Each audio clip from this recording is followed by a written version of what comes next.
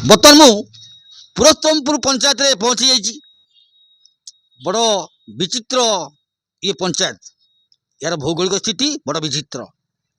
एटा गोटे व्यावसायिक पेंठस्थल कहले अत्युक्ति हेब नहीं। ए पंचायतर विकास पाई विजु जनता दल त्याग चरम सीमार अच्छी। आपण मैंने देखुं विजु जनता दल समस्त वरिष्ठ नेतृत्व मो पाखे बर्तमान छिड़ा ताकू पचारि बुझा ये पंचायतर विजु जनता दल स्थिति कौन। विधायक प्रार्थी जे शशिनना बर्तमान अच्छा शशिभूषण साहू ताकू से माने केते भोट रे पंचायत जितेबे तार मतामत नबा किछि वरिष्ठ नेता ठारू आसंतु शुणिबा तांकर मंतव्य। नमस्कार, मु शरत महाकूड़ एक्सपीएस मेंबर युव सभापति एक्स बीजेडी दीर्घ दिन धरी परशुराम पाणिग्राही समय एमएलए थिबा समय तांको पाखरु आमे जड़ित अछु। तांको परिवार सहित ज्योति प्रकाश पाणिग्राही भी 2 टर्म थिले। वर्तमान ओडिशार माननीय मुख्यमंत्री नवीन पट्टनायक आस्था भाजन करी शशि कुमार साहू तांको पत्नी सुभाषिनी साहू को एथर टिकेट देइछंती, जहाकू आमे सिमुलिया खैरावासी एभली महिला प्रार्थी पाई आमे गर्वित निजक मन करूछु एवं आशा आमे रखुछु जे निश्चित भाव एथर सिमुलिया खैरारे बीजेडी आशानुरूपक प्रदर्शन करिवो, जहाँकि 30,000 रु अधिक भोट रे लीड करिवो।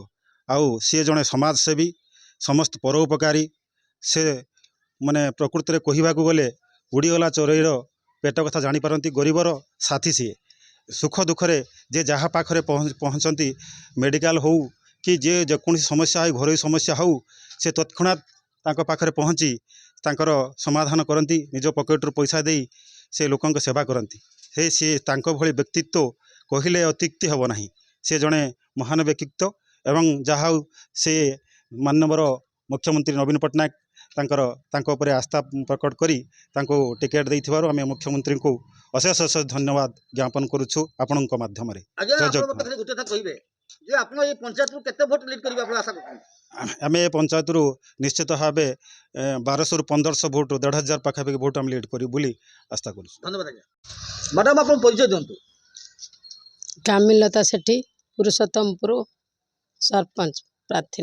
मैडम आपनकर एथि नवीन बाबूर विकास झलक आप पंचायत रे झटक उठु जहाँ आम पाखे मेसेज अच्छी जहाँ आप जहाँ आम सर्वे कर जाचु आप समस्त प्रकार विकास छवि ये उल्टे दी। तेणु मैडम आप कहतु जे आप नवीन बाबू प्रति केते अनुरक्ति अच्छा शशिभूषण साहू प्रति केते अनुरक्ति केते भोट आप पंचायत जीते आमे समस्ते भी एकत्रित होइछु। आम विजु जनता दल जो 10-12 जन वर्तमान आम पंचायत विजु जनता दल एक्टिव लोक अच्छा जो दिन ना पाखर आम थिलु वर्तमान भी शशिनना पाखर आम समस्ते संपृक्त अच्छु।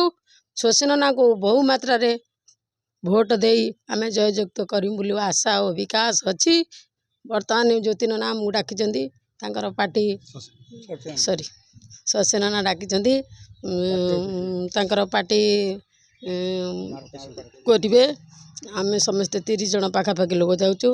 आम आशा करुचु आमर 1500-1800 भितर आपण शशिनना को भोट दे जययुक्त करूँ। ये कही मैं धन्यवाद दूँ।